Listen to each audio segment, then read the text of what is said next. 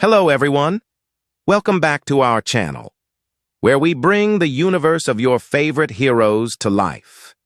Today, we dive deep into the shadows of space with Green Lantern Corps. This is the beginning of a dark, thrilling journey that puts Gardner, John Stewart, and the entire Corps face to face with an unknown and terrifying force. If you're a fan of epic space battles, powerful storytelling, and jaw-dropping Green Lantern action, you're in the right place. So grab your power rings and get ready. Before we jump in, don't forget to like this video, subscribe to the channel, and hit that bell so you never miss an update from the Lantern universe. Now, let's light it up. Green Lantern Corps, Volume 1. In the farthest reaches of space, deep within Sector 3599, lies a massive, heavily fortified structure known as the GL Sector House, one of the most secure prisons run by the Green Lantern Corps. Inside, 2 Lantern officers are in the process of logging their latest capture, a battle-scarred alien warlord restrained in a containment cell.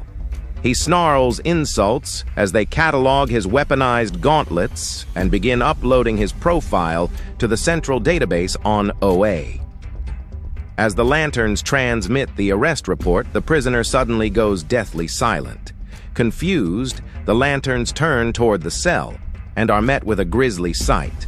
The prisoner has been cleanly cut in half, his body lying in 2 twitching pieces, despite no signs of breach or struggle. Shocked, they activate their rings and enter defensive mode, standing back to back, scanning for any sign of movement. The alarms remain silent. The cell systems detect no intruder. But before they can even speak, one of the Lanterns is instantly decapitated, his head hitting the floor with a sickening thud. The surviving Lantern, her breathing ragged, hears her ring calmly report. Intruder detected. Location: 3 feet to your left. She spins and fires a powerful blast of pure willpower, only for a shadowy figure to absorb it with an open hand.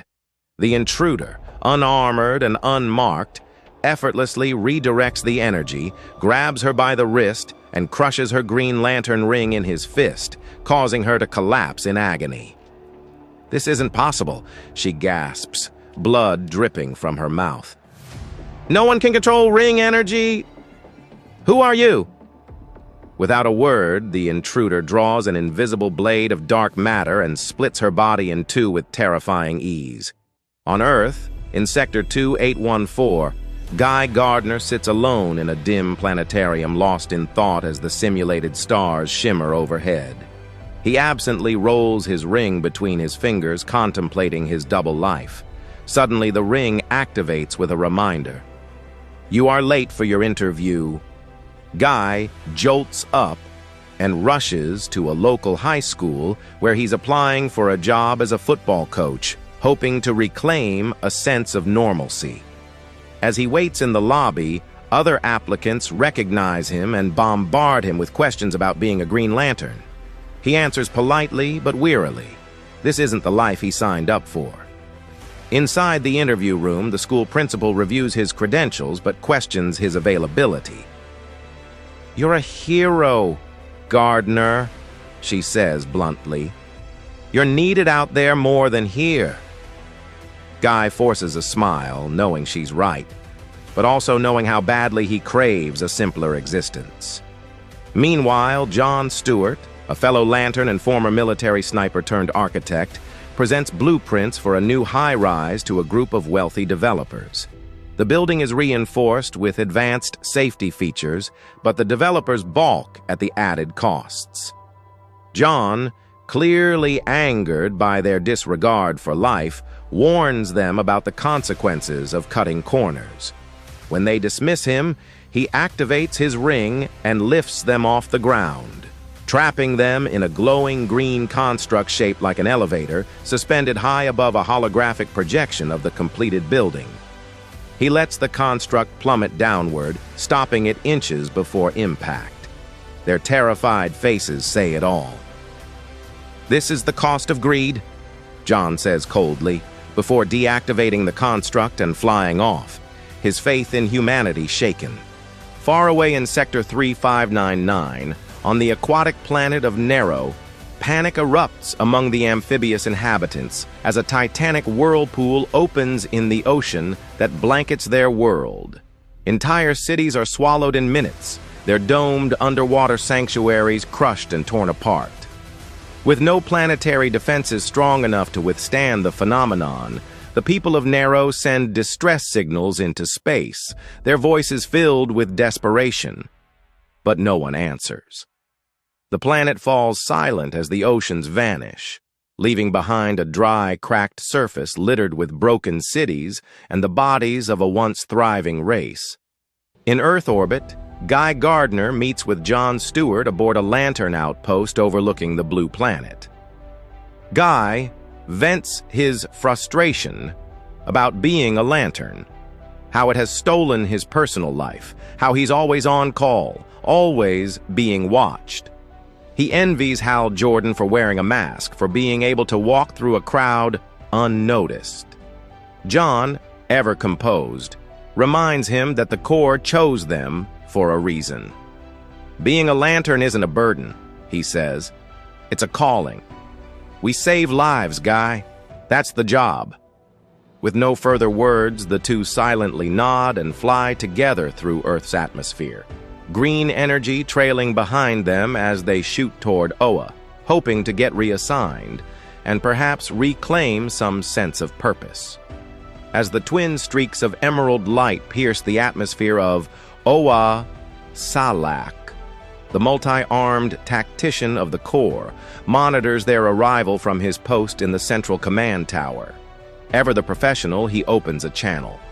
"Gardner, Stewart, took you long enough," he quips dryly. Guy chuckles back. "Miss me, Squid Boy?" But the mood shifts instantly as Salak's expression darkens. A glowing console flashes in front of him. "Get to command now," he says grimly. Moments later, Guy and John arrive inside the massive central chamber, where Salak delivers the chilling news. 2 lanterns have been murdered in Sector 3599. Their rings return to Oa, scorched and shattered. Guy is furious and demands to deploy immediately, but Salak urges caution. "This isn't random," he warns. "Whatever did this all feeds on your energy." Guy smirks, trying to lighten the mood. "Don't worry, nerd. We're bringing few lanterns." A short time later, Guy and John Stewart, through space, alongside a team of elite lanterns, the towering brute Hanu, the fierce lizard-like warrior Isamat Cole, the precise and tactical Sheriff Marden, the stone-skinned tank Brick, and the silent powerhouse Vandor. The team descends upon planet Nerro, expecting to investigate an oceanic disaster. But what they find is far worse. The entire planet is dry, its oceans completely drained. The surface is cracked and barren, strewn with the corpses of Nerro's amphibious population, their gills dry and mouths frozen in agony. As they scan the area, the lanterns discover 2 horrifying centerpieces. Green lanterns impaled on massive obsidian spikes, their rings shattered, their symbols carved into the stone below. It's not a message, it's a warning. Guy clenches his fists, his ring pulsing with rage. John surveys the devastation, eyes narrowed. "This wasn't a battle," he says. "It was a slaughter." The Corps is no longer facing a criminal or a warlord. Something ancient, unseen, and unstoppable has arrived, and it has declared war on the Green Lanterns. To be continued. Thanks so much for watching. If you enjoyed this video, smash that like button, subscribe to the channel for more epic Green Lantern content, and hit the notification bell so you don't miss the next chapter. Let us know in the comments what you think will happen next, and who you think is powerful enough to take down Green Lanterns so easily. Until next time, stay strong, stay heroic, and keep that ring charged.